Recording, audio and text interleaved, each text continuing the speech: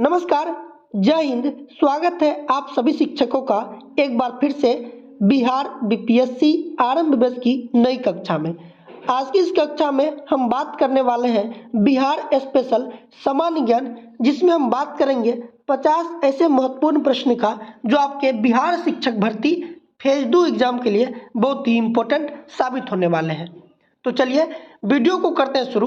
Video शुरू करने से पहले यदि आपको वीडियो अच्छा लगे तो प्लीज़ वीडियो को लाइक कर दीजिएगा और चैनल पे पहली बार आए हैं तो एक सब्सक्राइब जरूर कीजिएगा।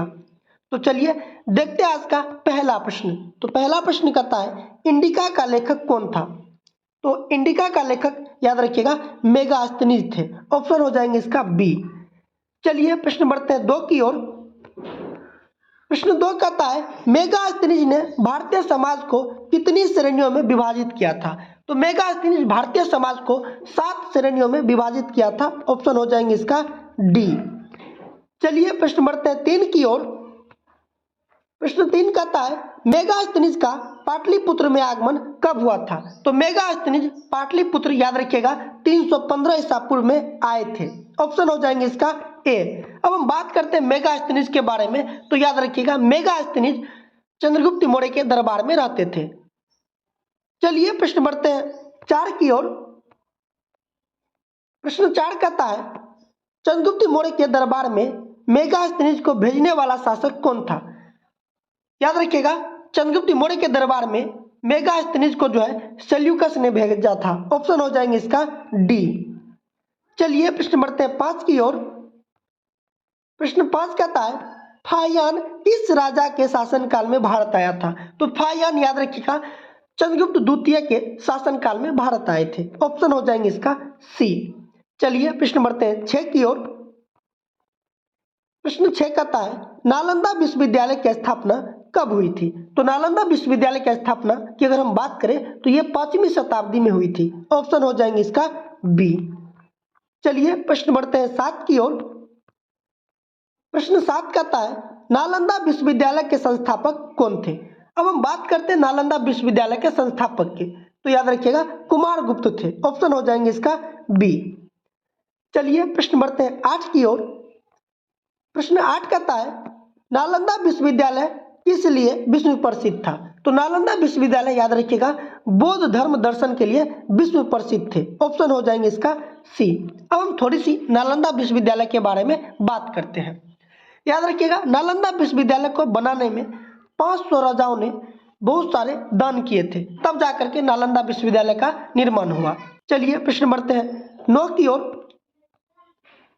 प्रश्न 9 कहता है, नालंदा विश्वविद्यालय का विध्वंस किसने किया था? अब हम बात करते हैं नालंदा विश्वविद्यालय को किसने जला दिया था? तो याद रखिएगा बख्तियार खिलजी जो है नालंदा विश्वविद्यालय को लूट करके तब जलाया था। ऑप्शन हो जाएंगे इसका ए। अब हम बात करते हैं बख्तियार खिलजी। तो याद रखिएगा बख्तियार खिलजी जो है कुतुबुद्दीन ऐबक का सेनापति था। चलिए प्रश्न बढ़ते हैं 10 की ओर। प्रश्न 10 कहता है, विक्रमशिला विश्वविद्यालय के संस्थापक कौन थे? तो विक्रमशिला विश्वविद्यालय के संस्थापक धर्मपाल थे। ऑप्शन हो जाएंगे इसका बी। चलिए प्रश्न बढ़ते हैं 11 की ओर। प्रश्न 11 कहता है, विक्रमशिला विश्वविद्यालय की स्थापना कब हुई थी? तो विक्रमशिला विश्वविद्यालय की स्थापना याद रखिएगा 8वीं शताब्दी में हुई थी। ऑप्शन हो जाएंगे इसका बी। चलिए प्रश्न बढ़ते हैं 12 की ओर।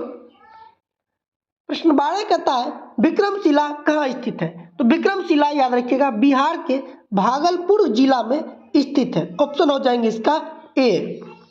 चलिए प्रश्न बढ़ते हैं 13 की ओर। प्रश्न 13 कहता है, इस आधुनिक शहर का पुराना नाम ओदंतपुरी था। तो याद रखिएगा बिहार शरीफ का पुराना नाम जो है ओदंतपुरी था। ऑप्शन हो जाएंगे इसका सी। चलिए प्रश्न बढ़ते हैं 14 की ओर। प्रश्न 14 कहता है, बिहार आने वाला पहला अंग्रेजी यात्री कौन था? तो बिहार आने वाले पहले अंग्रेजी यात्री जो है वो थे रॉल्फ फिच। ऑप्शन हो जाएंगे इसका बी। चलिए प्रश्न बढ़ते हैं 15 की ओर। प्रश्न 15 कहता है, निम्नलिखित में कौन राज्य विधानमंडल का अंग नहीं है? मुख्यमंत्री जो है राज्य विधानमंडल का अंग नहीं है। ऑप्शन हो जाएंगे इसका डी। चलिए प्रश्न बढ़ते हैं 16 की ओर। प्रश्न 16 कहता है, राज्य मंत्री परिषद किसके प्रति जिम्मेदार होता है?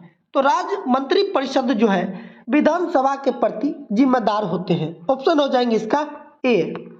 चलिए प्रश्न बढ़ते हैं 17 की ओर। प्रश्न 17 कहता है बिहार विधानसभा में वर्तमान में कितने सदस्य हैं? तो बिहार विधानसभा की अगर हम बात करें तो उसमें 243 सदस्य हैं वर्तमान में। ऑप्शन हो जाएंगे इसका बी।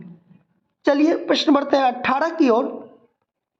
प्रश्न 18 कहता है बिहार विधानसभा में अनुसूचित जाति के लिए कितनी सीटें आरक्षित हैं? तो बिहार विधानसभा में अनुसूचित जाति के लिए याद रखिएगा 38 सीट आरक्षित है। ऑप्शन हो जाएंगे इसका ए। चलिए प्रश्न बढ़ते हैं 19 की ओर। प्रश्न 19 कहता है बिहार से लोकसभा के लिए कितने सदस्य चुने जाते हैं? तो बिहार से लोकसभा के लिए जो है याद रखिएगा 40 सदस्य चुने जाते हैं। ऑप्शन हो जाएंगे इसका डी। चलिए प्रश्न बढ़ते हैं 20 की ओर। प्रश्न 20 कहता है बिहार में कुल संसदीय निर्वाचन क्षेत्र की संख्या कितनी है? तो बिहार में संसदीय निर्वाचन क्षेत्र की संख्या याद रखिएगा 42 है। ऑप्शन हो जाएंगे इसका सी। चलिए प्रश्न बढ़ते हैं 21 की ओर। प्रश्न 21 कहता है विधानसभा को भंग कौन कर सकता है? तो विधानसभा को भंग याद रखिएगा राज्यपाल कर सकते हैं। ऑप्शन हो जाएंगे इसका सी। चलिए प्रश्न बढ़ते हैं 22 की ओर। प्रश्न 22 कहता है पटना उच्च न्यायालय की स्थापना कब हुई? तो पटना हाईकोर्ट की स्थापना याद रखिएगा 1916 ईस्वी में हुई थी। ऑप्शन हो जाएंगे इसका ए। चलिए प्रश्न बढ़ते हैं 23 की ओर। प्रश्न 23 कहता है ग्राम पंचायत में नियुक्त सरकारी कर्मचारी कौन होता है? तो ग्राम पंचायत में नियुक्त सरकारी जो है याद रखिएगा ग्राम सेवक होते हैं। ऑप्शन हो जाएंगे इसका बी। चलिए प्रश्न बढ़ते हैं 24 की ओर। प्रश्न 24 कहता है गौतम बुद्ध ने धर्मचक्र परिवर्तन कहां से आरंभ किया था? अब हम बात करते हैं धर्मचक्र परिवर्तन क्या होता है। याद रखिएगा गौतम बुद्ध के प्रथम उपदेश को हम लोग कहते हैं धर्मचक्र परिवर्तन। याद रखिएगा जब गौतम बुद्ध पहला उपदेश दिए थे कहाँ दिए थे? तो याद रखिएगा सारनाथ में। वही यहाँ पे पूछ रहा है गौतम बुद्ध ने धर्मचक्र परिवर्तन कहाँ आरंभ किया था, यानी कि पहला उपदेश कहाँ दिए थे? तो सारनाथ में। ऑप्शन हो जाएंगे इसका बी। अब हम बात करते हैं गौतम बुद्ध के जन्म के बारे में। तो गौतम बुद्ध का जन्म याद रखिएगा नेपाल के लुम्बिनी गांव में हुआ था। यहां तक क्लियर है। चलिए प्रश्न बढ़ते हैं 25 की ओर। प्रश्न 25 कहता है प्रथम बौद्ध संगीति का आयोजन कहाँ हुआ था? अब हम बात करते हैं प्रथम बौद्ध संगीति के बारे में। तो प्रथम बौद्ध संगीति का आयोजन राजगिरी में हुआ था। ऑप्शन हो जाएंगे इसका बी। चलिए प्रश्न बढ़ते हैं 26 की ओर। प्रश्न 26 कहता है द्वितीय बौद्ध संगीति का आयोजन किस शासक ने किया था? तो द्वितीय बौद्ध संगीति का आयोजन याद रखिएगा कालाशोक के शासनकाल में हुआ था। ऑप्शन हो जाएंगे इसका बी। चलिए प्रश्न बढ़ते हैं 27 की ओर। प्रश्न 27 कहता है पाटलिपुत्र में आयोजित तृतीय बौद्ध संगीति का संरक्षण किसने प्रदान किया था? तो तीसरा बौद्ध संगीति जो है अशोक के शासनकाल में हुआ था। ऑप्शन हो जाएंगे इसका डी। चलिए प्रश्न बढ़ते हैं 28 की ओर। प्रश्न 28 कहता है चतुर्थ बौद्ध संगीति का आयोजन किसके समय हुआ था? तो चौथी बौद्ध संगीति का आयोजन याद रखिएगा कनिष्क के शासनकाल में हुआ था। ऑप्शन हो जाएंगे इसका सी। चलिए प्रश्न बढ़ते हैं 29 की ओर।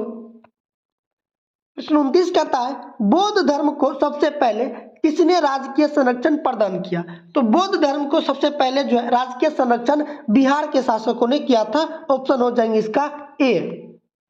चलिए प्रश्न बढ़ते हैं 30 की ओर। प्रश्न 30 कहता है त्रिपिटक किसकी धार्मिक पुस्तक है? तो त्रिपिटक जो है ये याद रखिएगा बौद्ध धर्म के धार्मिक पुस्तक है। ऑप्शन हो जाएंगे इसका डी। अब हम बात करते हैं त्रिपिटक में कितने पुस्तक आते हैं? तो त्रिपिटक में याद रखिएगा 3 पुस्तकें आते हैं। पहला जो होता है वो याद रखिएगा विनय पिटक, उसके बाद अभिधम पिटक और उसके बाद जो है तीसरा सुत्त पिटक। क्लियर है यहाँ तक? चलिए प्रश्न बढ़ते हैं 31 की ओर। प्रश्न 31 कहता है विश्व शांति स्तूप कहाँ है? तो विश्व शांति स्तूप याद रखिएगा राजगीर में स्थित है। ऑप्शन हो जाएंगे इसका ए। चलिए प्रश्न बढ़ते हैं 32 की ओर। प्रश्न 32 कहता है जैन धर्म के प्रवर्तक महावीर स्वामी का जन्म कहाँ हुआ था? तो महावीर स्वामी का जन्म याद रखिएगा कुंडग्राम में हुआ था। ऑप्शन हो जाएंगे इसका सी। अब हम बात करते हैं महावीर स्वामी के बारे में। तो महावीर स्वामी के पिता याद रखिएगा सिद्धार्थ थे और इसका जन्म अभी बता दिए कुंडग्राम में हुआ था। और महावीर स्वामी याद रखिएगा जैन धर्म के 24वें तीर्थकर थे। और अगर आपसे पूछा जाए जैन धर्म के वास्तविक संस्थापक कौन थे तो महावीर स्वामी हो जाएंगे। यहां तक क्लियर है। चलिए प्रश्न बढ़ते हैं 33 की ओर। प्रश्न 33 कहता है महावीर जैन की मृत्यु निम्नलिखित में से किस नगर में हुई? तो महावीर स्वामी की मृत्यु याद रखिएगा पावापुरी में हुई थी। ऑप्शन हो जाएंगे इसका सी। चलिए प्रश्न बढ़ते हैं 34 की ओर। प्रश्न 34 कहता है कुंवर सिंह ने 1857 के विद्रोह का नेतृत्व किस प्रांत से किया? तो 1857 की जब क्रांति हुई तो उसका नेतृत्व जो है कुंवर सिंह कर रहे थे जो बिहार से थे। ऑप्शन हो जाएंगे इसका सी। चलिए प्रश्न बढ़ते हैं 35 की ओर। प्रश्न 35 कहता है कुंवर सिंह के पिता का नाम क्या था? तो कुंवर सिंह के पिता का नाम याद रखिएगा साहबजादा सिंह थे। ऑप्शन हो जाएंगे इसका बी। चलिए प्रश्न बढ़ते हैं 36 की ओर। प्रश्न 36 कहता है बिहार की सबसे लंबी नदी कौन सी है? तो बिहार की सबसे लंबी नदी जो है गंगा नदी है। ऑप्शन हो जाएंगे इसका ए। यदि आपसे पूछा जाए बिहार की शोक किस नदी को कहा जाता है तो याद रखिएगा कोसी नदी को। चलिए प्रश्न बढ़ते हैं 37 की ओर। प्रश्न 37 कहता है बिहार का सबसे बड़ा तारामंडल कौन सा है? तो बिहार का सबसे बड़ा तारामंडल याद रखिएगा इंदिरा गांधी तारामंडल है जो कि पटना में स्थित है। याद रखिएगा ऑप्शन हो जाएंगे इसका ए। चलिए प्रश्न बढ़ते हैं 38 की ओर। प्रश्न 38 कहता है इंडिया डिवाइडेड के लेखक कौन है? तो इंडिया डिवाइडेड के लेखक याद रखिएगा डॉक्टर राजेंद्र प्रसाद जी हैं। ऑप्शन हो जाएंगे इसका बी। चलिए प्रश्न बढ़ते हैं 39 की ओर। प्रश्न 39 कहता है बिहार केसरी से किसे संबोधित किया जाता है? तो बिहार केसरी से याद रखिएगा श्री कृष्ण सिंह को संबोधित किया जाता है। ऑप्शन हो जाएंगे सी।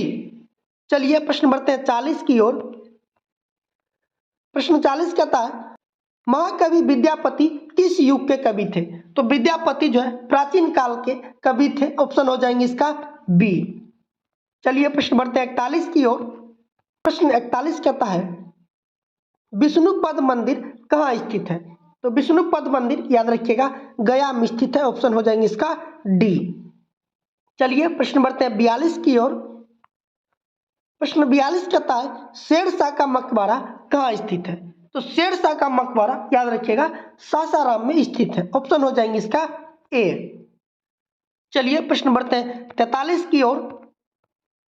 प्रश्न 43 कहता है बिहार में जल मंदिर कहाँ स्थित है? तो बिहार में जल मंदिर जो है पावापुरी में स्थित है। ऑप्शन हो जाएंगे ए। पावापुरी में ही महावीर स्वामी का मृत्यु हुआ था। चलिए प्रश्न बढ़ते हैं 44 की ओर। प्रश्न 44 कहता है चंपारण कृषि समिति के अध्यक्ष कौन थे? तो चंपारण कृषि समिति के अध्यक्ष याद रखिएगा FG सलाई थे। ऑप्शन हो जाएंगे इसका सी। चलिए प्रश्न बढ़ते हैं 45 की ओर। प्रश्न 45 कहता है बिहार का पहला हिंदी समाचार पत्र कहां से शुरू हुआ? तो बिहार का पहला हिंदी समाचार पत्र जो है कोलकाता से शुरू हुआ था। ऑप्शन हो जाएंगे इसका ए। चलिए प्रश्न बढ़ते हैं 46 की ओर। प्रश्न 46 कहता है बिहार में रामकृष्ण सोसाइटी का गठन किसने किया था? तो बिहार में रामकृष्ण सोसाइटी का गठन याद रखिएगा बाबाजी ठाकुरदास जी के द्वारा किया गया था। ऑप्शन हो जाएंगे इसका ए। चलिए प्रश्न बढ़ते हैं 47 की ओर। प्रश्न 47 कहता है भारत से भारतीय संविधान सभा के सदस्य कौन थे? तो भारत से भारतीय संविधान सभा के सदस्य डॉक्टर राजेंद्र प्रसाद थे जो कि एक अस्थायी सदस्य थे। और भारतीय संविधान को बनने में लगभग 2 वर्ष याद रखिएगा 2 वर्ष 11 महीना और 18 दिन लगे थे।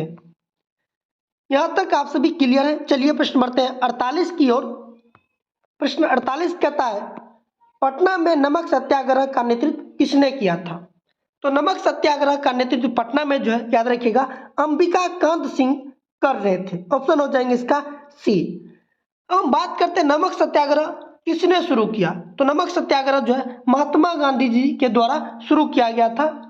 चलिए प्रश्न बढ़ते हैं 49 की ओर। प्रश्न 49 कहता है दी मदरलैंड अखबार कब शुरू किया गया था? तो दी मदरलैंड अखबार याद रखिएगा 1891 ईस्वी में शुरू किया गया था। ऑप्शन हो जाएंगे इसका ए। चलिए प्रश्न बढ़ते हैं 50 की ओर। प्रश्न 50 कहता है लोटा विद्रोह कब हुआ? तो लोटा विद्रोह याद रखिएगा 1856 ईस्वी में शुरू हुआ था। ऑप्शन हो जाएंगे इसका ए।